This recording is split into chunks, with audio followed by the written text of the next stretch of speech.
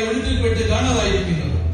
രക്ഷാപ്രവർത്തനത്തിനായി പോലീസും നേവിയും സംഭവ സ്ഥലത്ത് എത്തിച്ചേർന്നിട്ടുണ്ട്. ജീവൻ പോലും പണയം വെച്ച് രക്ഷാപ്രവർത്തനങ്ങൾക്ക് ചുക്കാൻ പിടിക്കുന്ന സ്കൂബ ഡൈവേഴ്സ് ഇപ്പോൾ നമ്മോടൊപ്പം ചേരുന്നു.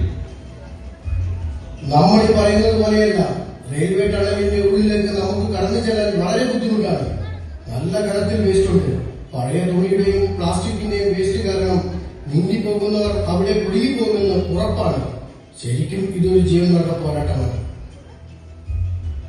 ഏകദേശം 117 മീറ്റർ നീളമുള്ള കനാലാണിത്. 3 മീറ്റർ ആഴം.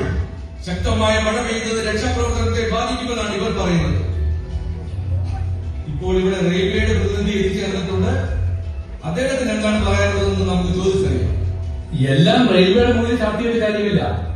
വഴിയെ പോകുന്നവരെല്ലാം ഇവിടെ കൊണ്ടുവന്ന് വേസ്റ്റ് ഇടുന്നു. മനുഷ്യൻ ചിന്തിക്കണം, ഇതൊരു പൊതുവിടമാണെന്ന്. ഇവിടെ വൃത്തിയാക്കാൻ ഒരു കരാറുകാരനെ ഞങ്ങൾ ഏൽപ്പിച്ചിരുന്നു. അയാൾ വേണ്ടവിധം സുരക്ഷാ സന്നാഹങ്ങൾ ഒരുക്കുമെന്ന് ഞങ്ങൾ കരുതി. ഇത് ഞങ്ങൾ പ്രതീക്ഷിച്ചതല്ല. കോർപ്പറേഷൻ കുറച്ചുകൂടെ ശ്രദ്ധിച്ചിരുന്നെങ്കിൽ ഒരപകടം ഒഴിവാക്കാമായിരുന്നു.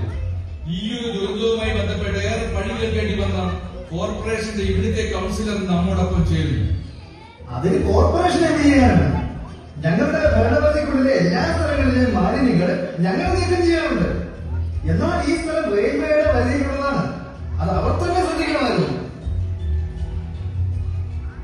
റെയിൽവേ ടണലിനുള്ളിലാണ് അയാളുള്ളത്. മാൻഹോൾ വഴി നമുക്ക് ഇറങ്ങി നോക്കാം. മാലിന്യം അവിടെയും കനത്തിലാണ് കാണപ്പെടുന്നത്.